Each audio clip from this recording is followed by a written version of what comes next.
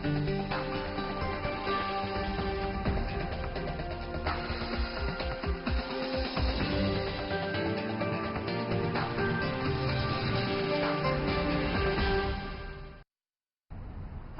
and welcome to a special edition of World Insight with me, Tian Wei, from St. Petersburg, Russia.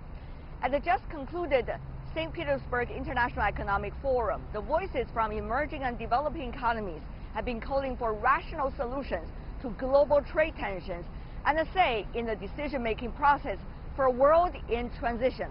Today, let's hear some of these voices. First up, Kamath, the president of the New Development Bank, a multilateral development bank established by the BRICS countries: Brazil, Russia, India, China, and South Africa, to mobilize resources for key projects in developing and emerging economies.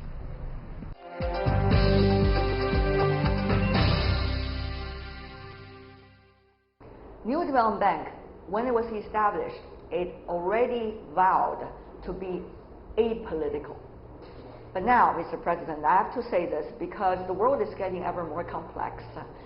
What we have now, very different from the time, even just a few years back, when the development institution was established. So, do you think NDB can still remain apolitical? You know, the founding fathers who set up NDB were able to look into the future and see the challenges that we have today.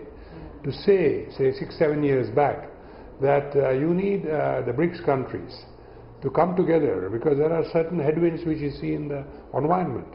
When say BRICS countries, I use it as a wider phrase, the developing world to come together to face the headwinds that we will see in the future. In fact, I would say that this is a time when we'll see not only BRICS members but the developing world coming together to just ensure that they have a fair chance in growth and in getting where they want to be. How are the rules changing from your perspective? I think very simply, if you look at today, it's changing by an attempt to redo the trade rules. Now, what and to what extent and how they would succeed, time will tell us. But I was just listening to the Russian economics minister 5 minutes back, and he said that we are in 100-year trade war. This is not an overnight thing. My own view is that it's probably a shorter period when things will settle down, because this cannot continue for very long. What do you mean by shorter period of time? You want to be a little we more specific. We are in an interconnected world, yes, where supply chains dictate what happens. And you cannot allow supply chains to remain disrupted for anything more than 6 months to a year. But so it is being disrupted right now. Right now. So I'm saying that we are looking at resolution within 1 to 2 years. 100 years was probably a figure of speech. But in the real world today, things will have to happen much quicker. So you think rational minds will eventually be the one that wins? Indeed. Rational minds will be the one that wins. And my own belief is that the developing world will have a say in this whole process. They will have a seat at the table when this is decided. Well, it could be a hope, but would that be a reality, Mr. President? Let's just start from New Development Bank, for example. It's been developing for several years. It has beautiful agenda. It's been doing pragmatic projects, but it is still small, relatively. Let's say if you compare to Asia Development Bank, which is an institution Japan started decades ago and been contributing together with others. And also if you look at the World Bank, of course. Both of these entities are very viable and constructive entities. But, you know, comparing yours with theirs is still a long way to go. So when you say fair share to set the rules, are you serious? Yeah, it's not just the banks. I'll talk about the NDB in a minute. I think this is a seat at the table of the way business is being done. Yes. And that comes from a different context. The banks is in a way secondary. The primary context is who is driving global trade today. It is the developing world. Within that, the BRICS countries. Who is accounting for larger and larger share of the world's GDP? It is again the BRICS countries and the developing world. And the rate at which they are growing is significantly different, higher than the rate at which the developed world is growing. So you have a set of countries which are growing much faster, who did not have a voice at the table. They will have a voice at the table. In a way, the NDB was symbolizing this. I admit that a single institution cannot change the pattern. That is done by a voice at the table, and that is dictated by what's the share in overall trade. But I think an NDB or any other new institution is a symbolic gesture. And I articulated this earlier. It was probably the first time that the developing world, symbolized by the BRICS, said, we developing countries, we countries from the South, can stand on our own feet. And we can find out solutions for ourselves. And very interesting in our case, we are clearly finding out that there are solutions beyond strong currencies from developed countries. There are solutions with local currencies. We have already done 2 issues in China, renminbi bond issues. We are just launching a ruble bond issue here. We probably next month will be launching a South African rand issue. And there is enormous momentum in this activity. Again, we will not change the world as an institution, but we will be the catalyst for that change. And I think our forefathers founded us on the basis that let's see what you could do in a catalytic context. For NDB, what is the best scenario of the latest changes? What is the worst scenario that NDB, you as the president now, have to prepare for? Our key business is not going to be impacted, whatever be the best case scenario or the worst case scenario, because the need for infrastructure, which is our core, modern infrastructure. On the other hand, what about NDB itself? You've been committing to do sustainability. That's the key word for NDB from day one. Is there much pressure for NDB to identify on your own, together with others, the best projects to throw your money on? See, if I look at it in context, what is happening in NDB's case is our borrowers, by and large, are preparing the projects and basically providing us the projects. We work at very high speed to then deliver those projects to those countries. And that's what's keeping the momentum going. In certain countries where the system was different, where you have to go and find those projects and do it. For example, it was so in Russia, it was so in South Africa and Brazil. I think we have learned the art of how to go into a country, where to source the project, how to evaluate it and do it. So if I were talking to you last year, I would have said that we have a skew. China and India have a large part of our borrowings. Other 3 countries are a smaller share. But by the end of this year, I would think that everybody would have more or less in balance. So we have very quickly corrected that skew. And we are finding there's a very large pipeline. So our aim by end of 2019 is to have a book of between 15 and 16 billion dollars. And I think looking at the pipeline that is happening, and that's happening with our talking to these countries and generating projects. If there are projects where we can co-finance with other institutions, we'll be very happy to do that. But we did not feel the urgency either from a project pipeline or from skills. So one philosophical difference that we had from many other institutions is that you will learn by doing. So, and that's the fastest way to learn. And you need to have talent to supervise what is being done. And you get that talent for 3 months or 6 months from people who have had vast experience to sit with you and do it. But you learn yourself, and your young team will learn faster. And that's, I think, proving out to be a positive. However, on the other hand, as a journalist, I have to raise all the questions that's possible on the horizon. What if there were situations, this is a hypothetical question, what if there were situations in which all these emerging economies, the BRICS, they are not only partners, but they're also competing. That's a very healthy competition, as you see, at different areas. But what about the fact that some try to divide and conquer? Saying, well, maybe one of those emerging economies would take the place of the other emerging economies and therefore be able to let this group not function as much as they would like to. Or use the name of being apolitical, not to be able to have a united voice. Mr. President, I'm sure you have to deal with issues related to what I just asked on a daily basis. What do you make of these possibilities? I don't, at this point in time, I have to deal with this on a daily basis. Your projected scenario, I might have to deal with it on a daily basis. But I don't think it's going to happen at least in the near term. Near term, I mean 3 to 5 years. The reason is there is enough to grow in our 5 countries, in the areas that we are talking of. There is enough to grow. That situation will arise where growth opportunities are constrained. Now take even China, for example, which we all know and we are proud of, is so far ahead of others. There is so much investment that is possible in several parts of China, where the growth engine will be ticking for a long period of time. Same is true of India, same is true of South Africa. Yes. Then we look at, in proper context, Russia or Brazil. So with this set of countries, I don't think that day is going to come very soon. We are expecting very soon the G20 summit, later June, in which many of the BRICS countries are going to be present over there. I think it is going to be one of the most important G20 summits in a long time. Yes. Because everything is now on the table. Till the last summit, there were, maybe there was noise, but now it is on the table.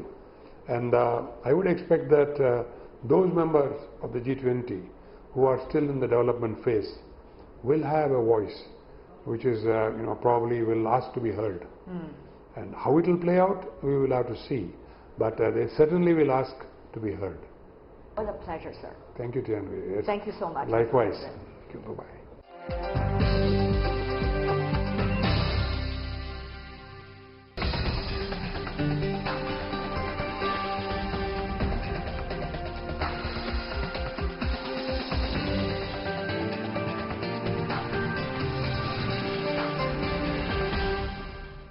You're watching a special program of World Insight coming to you from St. Petersburg, Russia. The brewing trade tensions today can have an impact on everyone in a globalized world.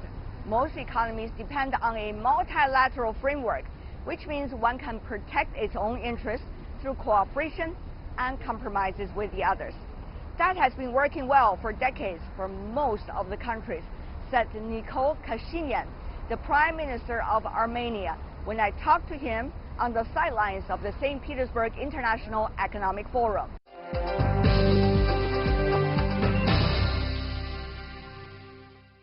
And I'm joined by Nikol Pashinyan, who is the Armenian Prime Minister. Mr. Prime Minister, good to see you once again since the winter Davos. Yeah. Now, things have been changing so fast, I have to say, since we talked with one another several months ago. Trade wars, geopolitics, innovation, and also what's happening in Europe as well. All of these are moving factors.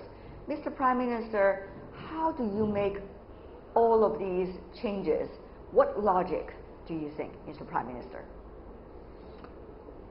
I think it is really very, very difficult time for international situation, but I think we need to bring our forces together to make our world more stable and more predictable.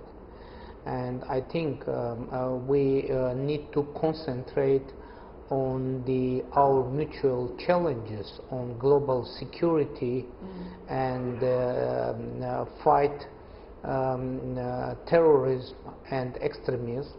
And I think we need to be more concentrated on things that connected us, not separating. And there are many different countries in our world with different interests, with different values maybe, but there are also many mutual values, mutual challenges, and mutual interests. So we need to concentrate on the mutual fields, right, and not to concentrate too much on the differences between our views. Trade is one area most of the countries want to concentrate on. That's where the wealth comes from, and that's also help the better life of the people of various countries' economies. But there is this discussion, if not disputes, Mr. Prime Minister, about how to do trade, on what basis to do trade, what about rules of the trade, as you see the discussion of the World Trade Organization. From your perspective, as a geographically small country, how do you see the importance of trade and the direction of the trade discussion? Trade is very important to make stronger our mutual interests. Yes. Because if we are connected with each other, that means that we will be interested on the prosperity and stability to each other. So, but how to create such a situation? The only way for that is to be ready and for compromises, because we need not to try to defeat each other, but we need to create a situation for win-win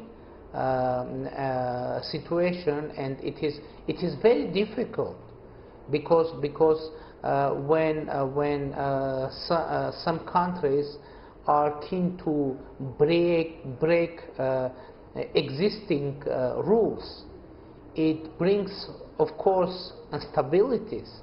But of course, we need to concentrate on the opportunities for compromises.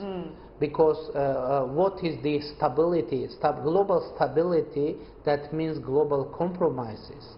So I think the most important role of governments to bring to be able create some compromises, and I think it should be our most important idea and most important vision to be ready for compromises. Armenia, if I remember right, Mr. Prime Minister, since our last discussion, have been working a lot on the innovation issue and try to bring the talents up to date to cater to the development of technologies. However, now there is the danger, some suggest, of so-called the technological war, meaning cutting off the international supply chain, try to separate one from the other. Mr. Prime Minister, from your perspective, how would Armenia, which has been making so much effort in order to cater to the development of innovation, be able to cope with this possibility? Worst scenario. You're right. We are going to make Armenia as a paradise for talented people, because I think you told me last time also. Yeah. But how is the latest development? This process is going on. This process is underway. And for Armenia, it's very important to be concentrated on constructive issues. And for us, it's very important not to be involved in the fight, in the global fights, because we aren't interested in the global fights and global instability, and we respect all our international partners, and our general goal not to make even hotter the international situation, but to cool down. And I think and I'm optimistic, to be honest, because it isn't according to the interest of global players to make global instability in our world. And I believe that in the wisdom of world leaders, that all will be able to cool down the global situation, and to gather around the table and to solve the general issue of global stability, global security, and for that we need to be ready for global compromises. You were representing your country at the Forum on Asian Civilizations. Now, there is a lot of discussions about how we connect the dots. You know, the changes that's happening right now, what can we learn Are we getting smarter through history, through interactions and communications? Sir, Armenia is a young country in a way. So how do you see, in a way, with your latest development and innovation, so how do you see the discussions, the innovation, and also the so-called history, philosophy, civilization, how to connect the dots? Armenia was invited into the Asian Civilization Forum as one of the oldest civilization of the Asian and world civilization. And to be honest, it was a very impressive forum. And what was the general idea of that forum? It was respect. Respect for all civilizations and all countries and interests. And it was very good opportunity for our country to discuss with the leadership of China the opportunities for further economic and human development. Recently we signed agreement with China about the visa liberalization, and now Chinese citizens can visit Armenia without visas, and citizens of Armenia are able to visit China without any visa. And we are interested very much in participating in the One Belt, One Road project, and we discussed this issue with the leadership of China and with President Xi Jinping, and I'm very glad that we have a mutual understanding of situation, and China also is interested to be involved in our country, in our regions. In what way though? You know, for example, we have a huge project now that is underway. It is road north-south that will connect Armenian south border with Iran, with the Armenian north border with Georgia. Yes. And we hope to create a new communication corridor between Gulf and Black Sea. Yes. And just now, today we discussed this project with Bulgarian president, and Bulgaria also is interested to take part in discussion of that idea. So I mean, we need to make stronger our economic ties, our human ties, yes, our cultural ties. You know, all we need to know each other better. Because when we will know each other better, we will find out that we have many mutual values, many mutual common ground.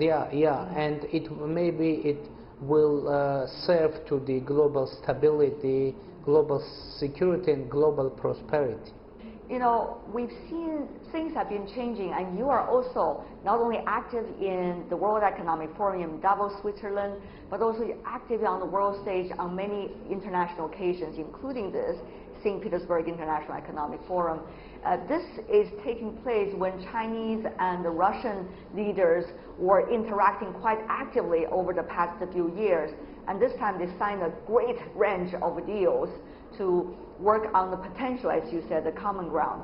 What does that mean to a country like Armenia when you see your neighbors, in a way, China and Russia, are having closer ties? What opportunities and what vision do you think is important for Armenia looking at the latest movements? As a chair country in the Eurasian Economic Union, we are very interested in cooperation between different projects and different organizations. And we have very good relations with China, we have very good relations with Russia, we have very good relations with the European Union, and we will put our efforts to make cooperation between Eurasian Economic Union, between China, European Union, Iran, even better and effective. And I think the idea is the same, to create a proper atmosphere for global cooperation and for global compromise and global respect. And I think it is very positive move to see the leaders of Russia and China discussing all these issues, and as a chair country in Eurasian Economic Union, we will support these efforts. Wonderful. Mr. Prime Minister, I learned 3 key words: respect, compromise, and cooperation. Yes. Thank you so much, sir, for your insights and your input, as always. Mr. Prime Minister, what a pleasure. Thank you. Thank you. Really appreciate it, sir. Thank you.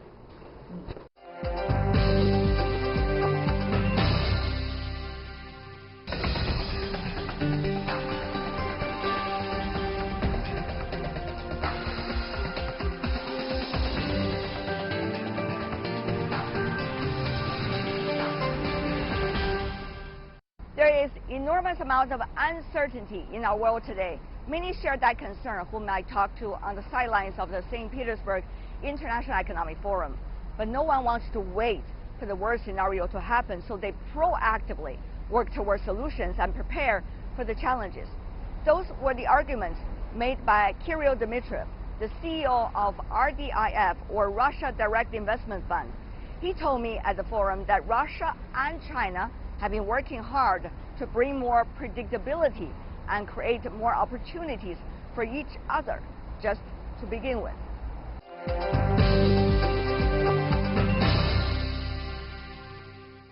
What exactly is the nature of this deal? So basically, we'll create the largest e-commerce platform in Russia. And what it means is that Alibaba will contribute all of its business in Russia and get 49%. We will each invest as a first tranche $100 million each, but eventually we'll put much more into the business.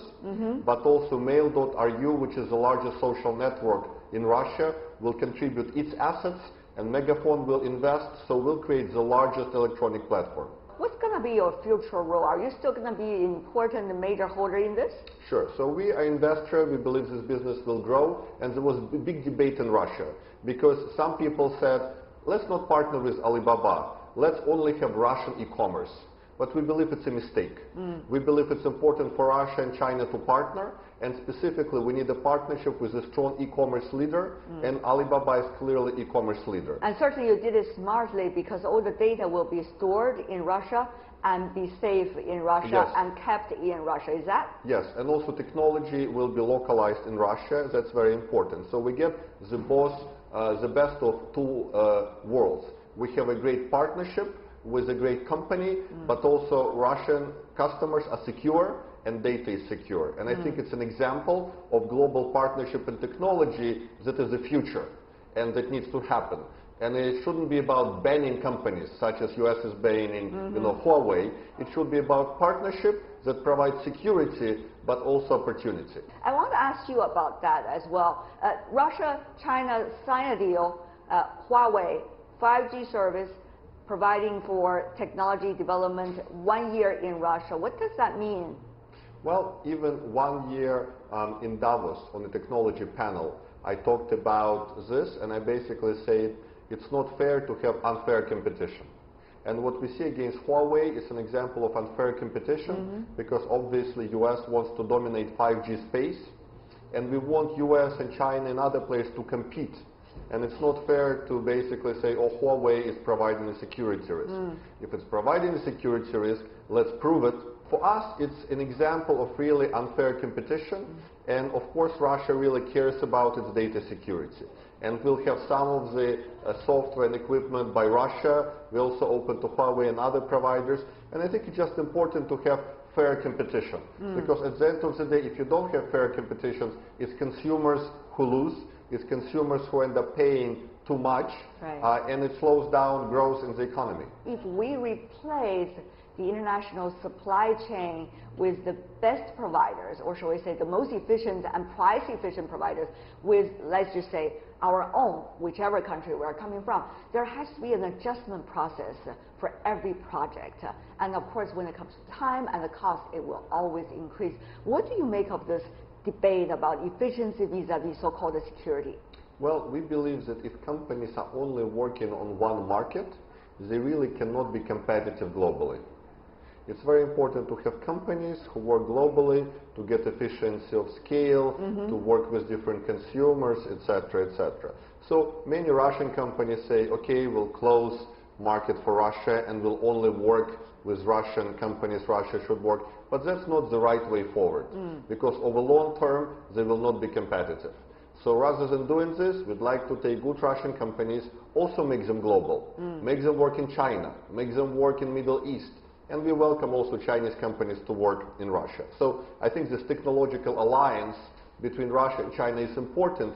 We signed an agreement of a new technology fund for $1 billion, and RDIF will be providing capital from Russia side, CIC will be providing from the China side. We announced the first deal in venture capital of our fund with TUS Holding, which is a great partner for us, and you know it's one of the biggest technoparks, and of course Alibaba deal. So there is lots to be done in technology as partners, not as adversaries. I see a lot of active actions coming from your side, RDIF, about AI, artificial intelligence, and some of the latest technological development.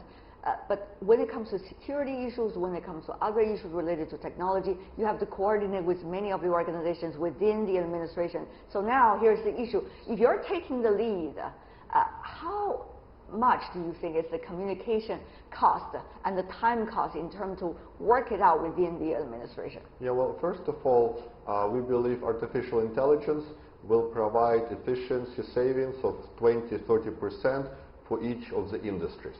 So it's a lot of value that can be created.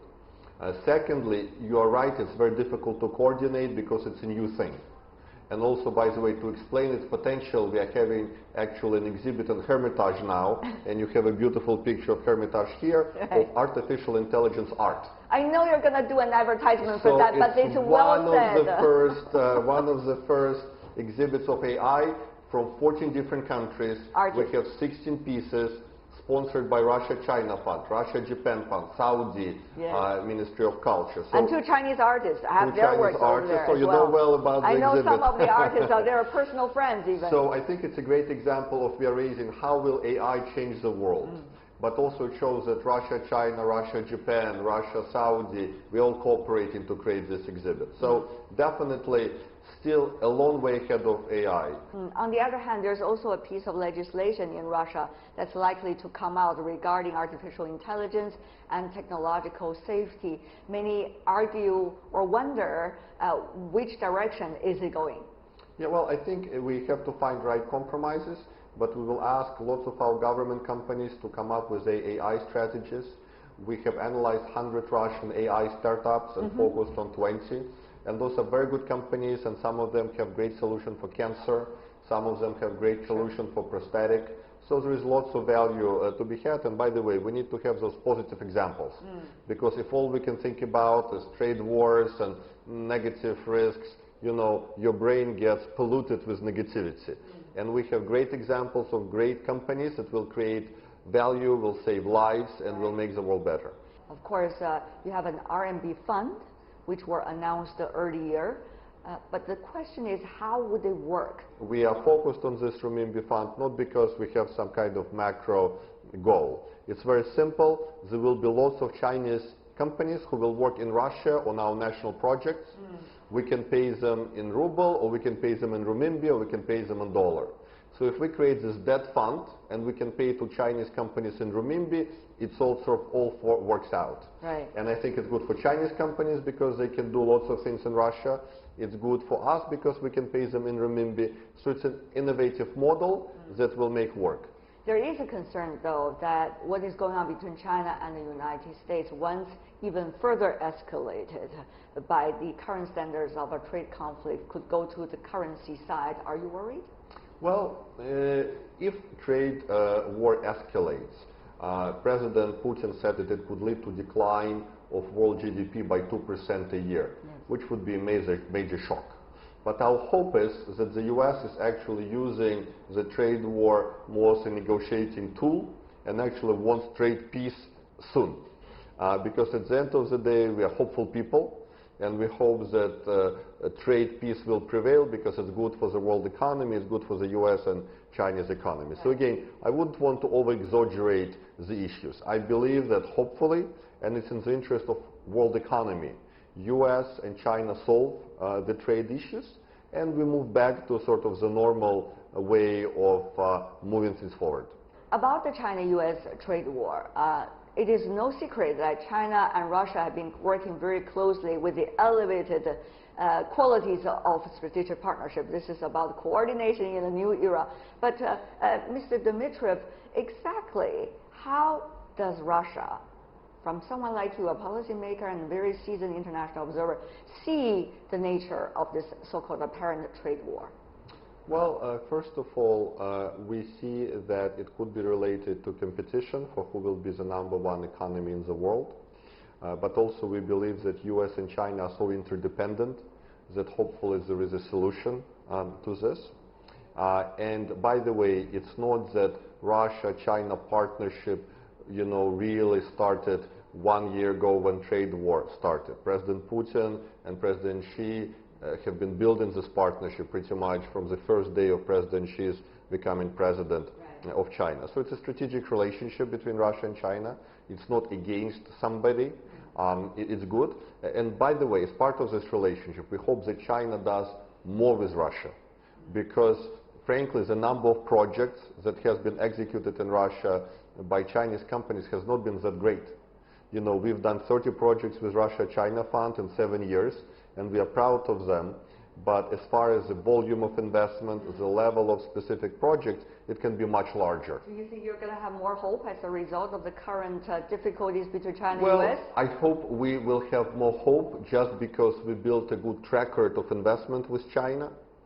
We showed positive, double-digit returns on our fund, and that should be a foundation of doing much more business with Russia. And there is great synergy. Yeah. And for example, we hope that our agricultural products get access to the Chinese markets, because we believe it's good for Chinese consumers, and we have great, very ecologically clean agricultural products. Right. So we believe it has nothing to do with trade tensions. Trade tensions eventually will ease, but it has to do with the strategic opportunity that Russia-China has. And frankly, more Chinese executives, we hope, get excited about this. If I remember right, Kirill, you grew up as a young man at the end of the Cold War. And I would assume that we were similar in generations. And therefore, let me ask you about this.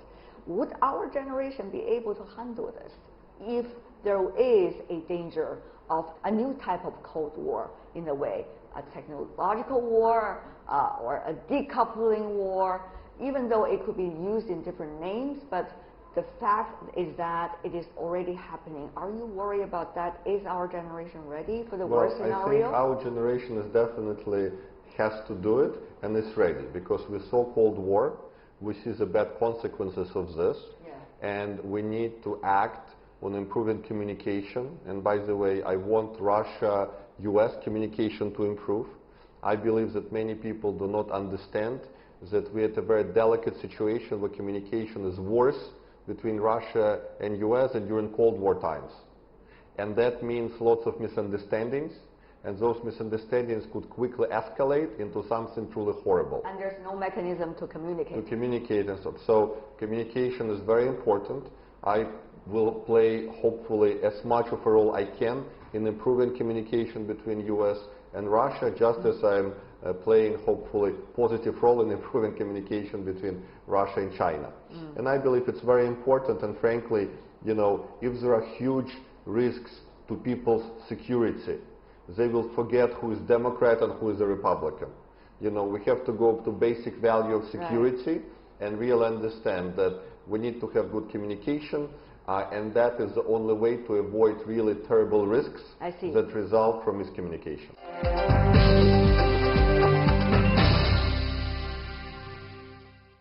And with that, we are coming to the end of this special edition of World Insight with me, Tian Wei, from St. Petersburg, Russia. If you'd like to see more, you can find us, World Insight CGTN, and search us in your search engine. Check out our YouTube channel also. You can also follow us on Twitter, Facebook, and Sina Weibo.